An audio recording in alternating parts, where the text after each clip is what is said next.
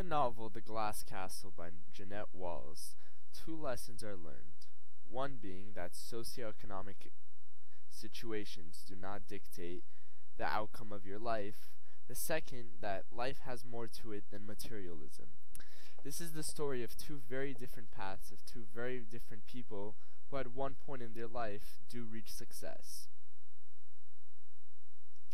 The first is about a young, poor son of farmers born in the 1920s in Oklahoma. For now, we will just call him Oklahoma. The other is also a poor boy born to a single mother in Brooklyn and left all alone at age 16. For now, we will just call him Brooklyn. Brooklyn grew up in a crime-ridden neighborhood and learned to fight at a young age. Oklahoma, on the other hand, was very ambitious and grew up succeeding at school and sports and worked his way through college, just barely making ends meet. Brooklyn, on the other hand, spent time in juvenile detention center for some criminal activity, and there he was discovered to be a great boxer. His career took off from there. Back to Oklahoma. He got a small-paying job in the department store and met the love of his life that year, and soon got married. Brooklyn soon rose to stardom and became an undisputed world champion of boxing in the 80s, leading in knockouts and consecutive victories, and even went on to win some Olympic victories in his early career. In 1945, Oklahoma got a loan of $20,000 from his father-in-law and used $5,000 of his own savings to buy a small department store.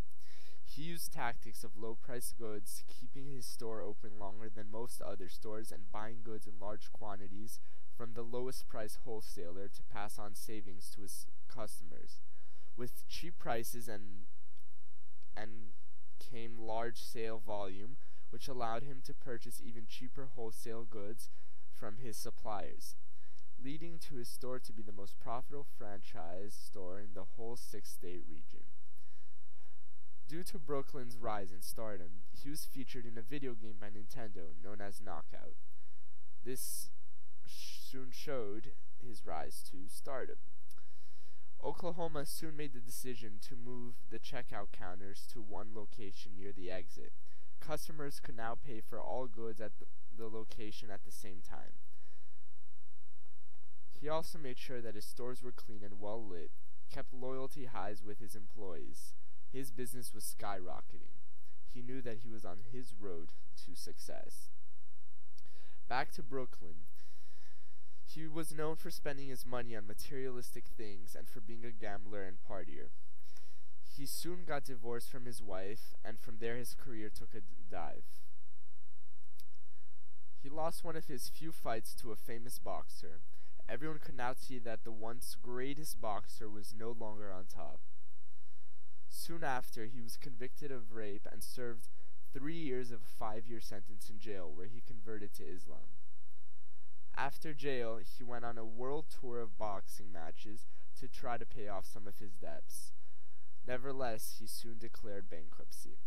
This famous fighter has referred to his life as a failure and waste, and while he has gone to do small movie appearances such as The Hangover, he has not quite gotten back on top. He is otherwise known as Mike Tyson.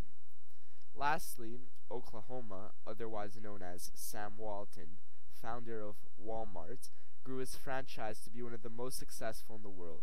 His stores can be seen throughout many countries, and after his death, his family and partners took over his business. Now, Jeanette Walls, in her novel The Glass Castle, is born in an awfully rugged and poor situation, and she learned some lessons throughout the book. But how do materialism and socioeconomic differences relate to these two stories? Well, for one, it is clear to see that these two people who started off in quite poverty-stricken situations were both able, at least at one point in their lives, to rise out of it.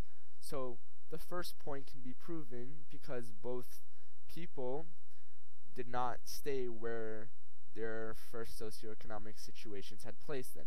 Secondly, materialism can lead to someone's downturn. Life has more to it than that. Sam Walton was a very charitable person, and he always helped out other people and never saw materialism as such a key thing in life. On the other hand, Mike Tyson spent a lot of things on frivolous things such as a tiger, large houses, and things like that, and he declared bankruptcy. So, the end.